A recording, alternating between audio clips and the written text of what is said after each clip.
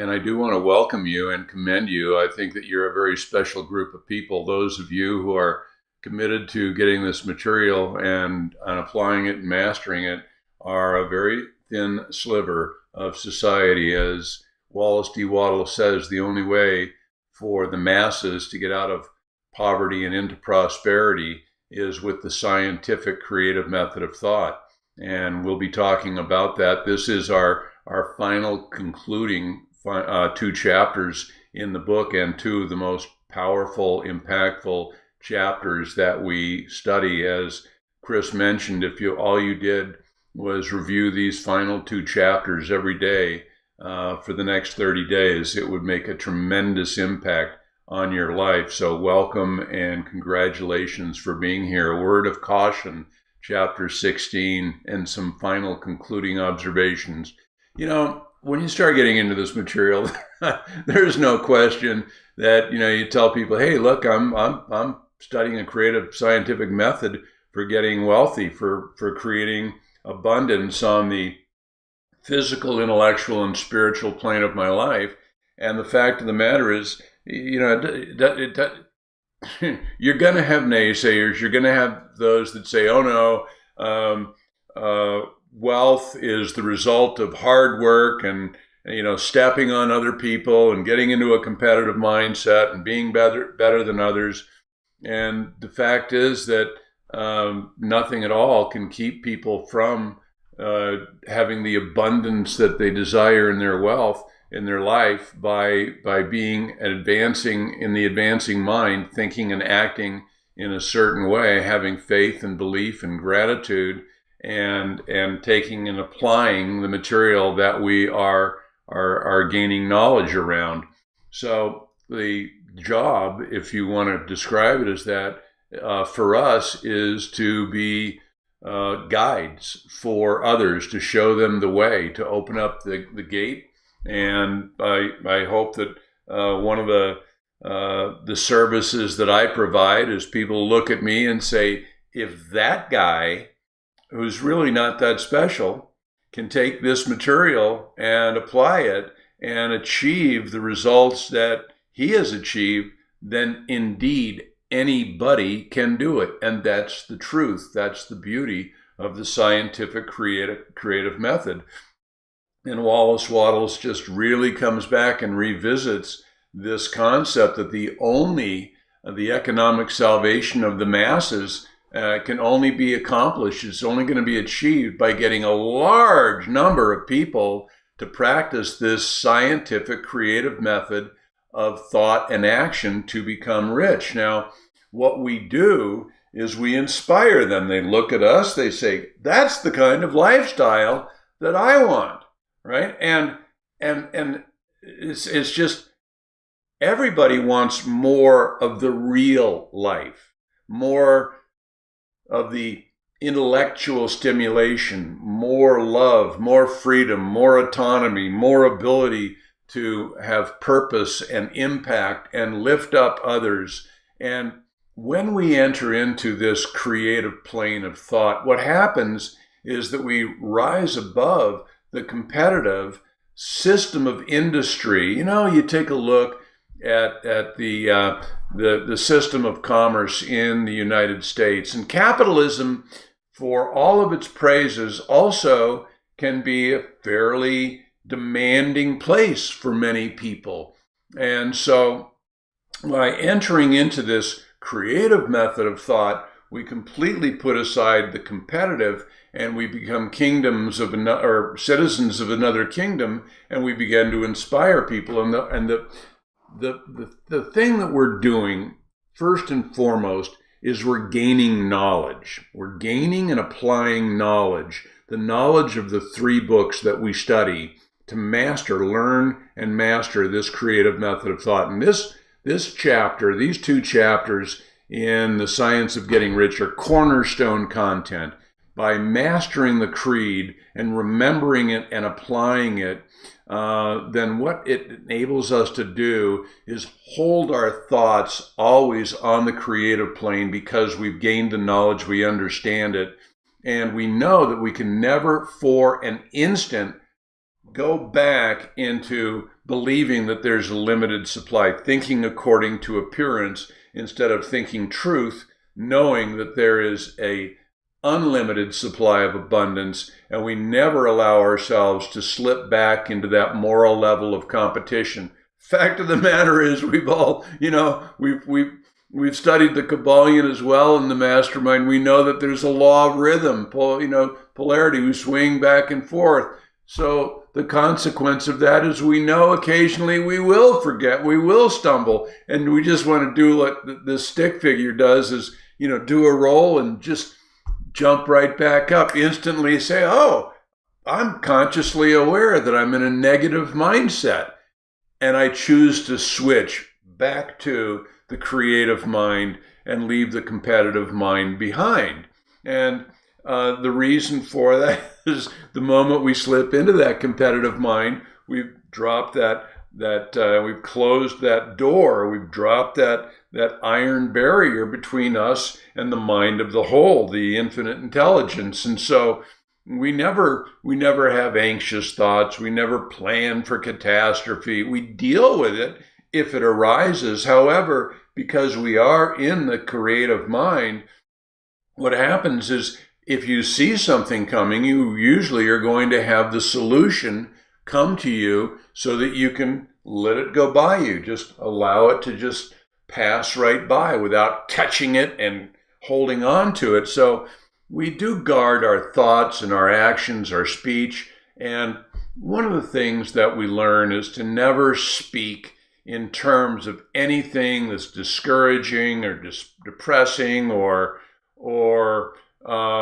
in any way diminishes the creative aspect of who we are, where we're going. And so we don't talk of the hard times that we've had of the past, the hard times we may be going through. We see and believe and act as though the vision that we have for our life is in our possession now, and we act grateful for us. This is the power of training ourselves to think and look upon the world as something that is constantly becoming, constantly spiraling higher and higher, which is growing, that we are becoming more, greater, more fulfilled, more complete, more able, and opening constantly to the creative method of thought, and never allowing ourselves to feel disappointment.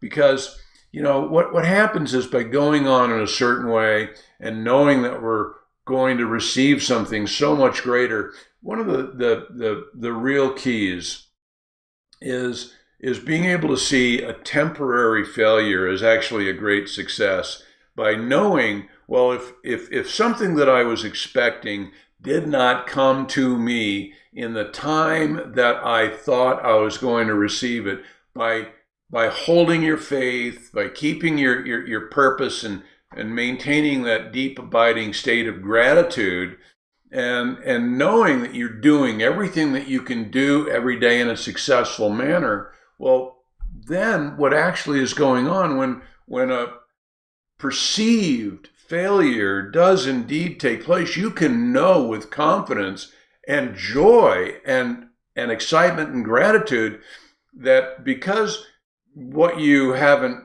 received is simply because you haven't seen a big enough vision. Remember, there's an infinite intelligence, a mind that sees all and knows that greater things are coming to you. So just seek, a larger thing and know that it is coming to you with certainty. Now, the encouragement of this chapter and the clarion is to study the book constantly, is to become a student and apply yourself to gaining the knowledge in such a way that you are able to talk about the creed sentence by sentence, completely on a, not just an abstract basis, but on an applied basis.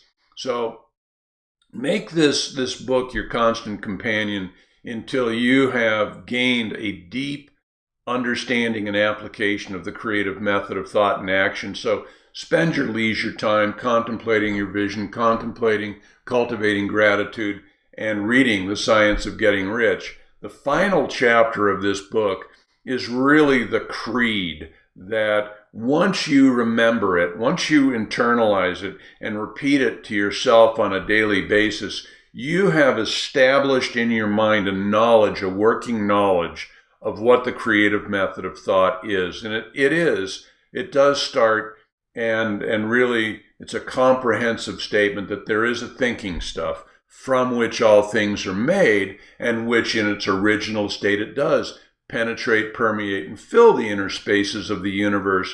And a thought in this substance actually produces the thing that's imaged by the thought. And what we want to do here is personalize it. Rather than saying man can, mankind can, men and women can, you can, internalize it. Say, I can form things in my thoughts.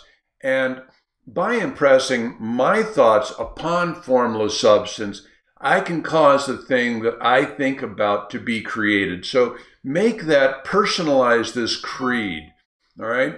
And in order to do this, what you've got to do is pass entirely from the competitive into the creative mind. Check your emotional state.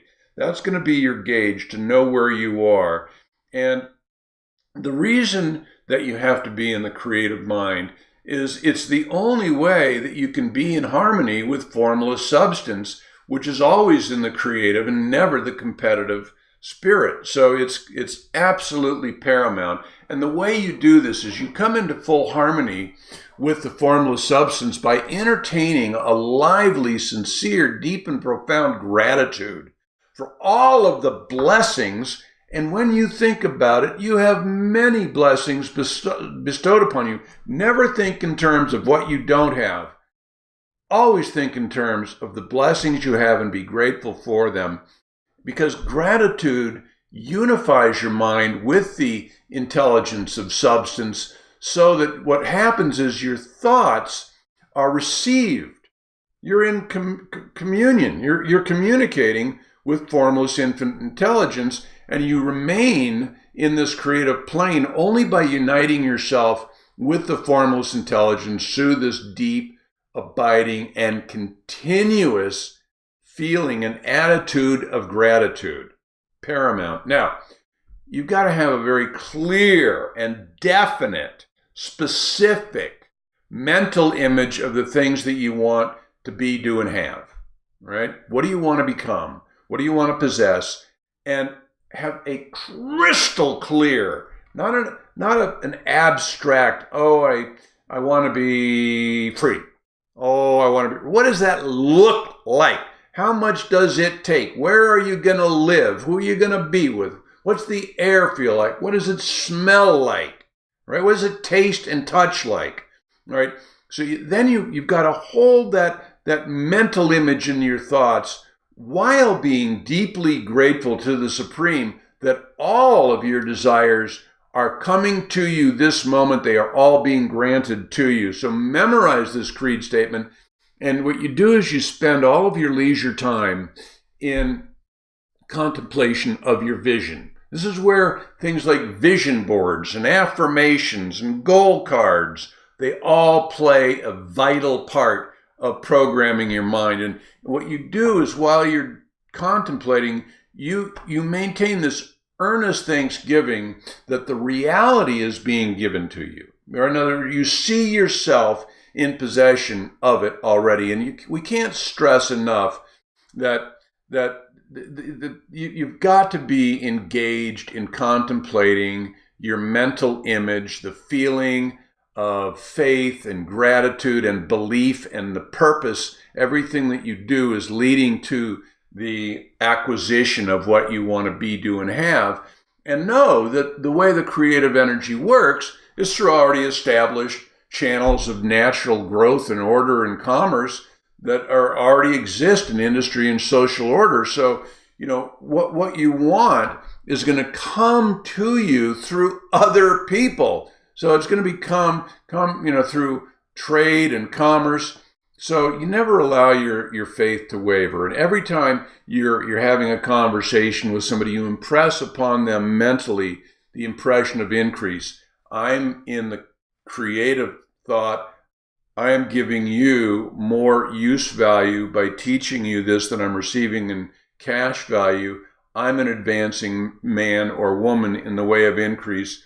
And by being in association with me, you too are going to be elevated and get more of what you want. And in order to receive what you want when it comes, you've got to be in activity. You've got to be active. So you've got to be engaged with others. And this activity can only consist in absolutely more than filling your present place. And always, while you are engaged in your activity of commerce, keep in mind the purpose of getting rich through the realization of the mental image with the creative method of thought. Now, do everything that you can do every day, but don't feel hurried or rushed. Don't try to multitask or don't do, multitasking is doing a lot of things at once poorly.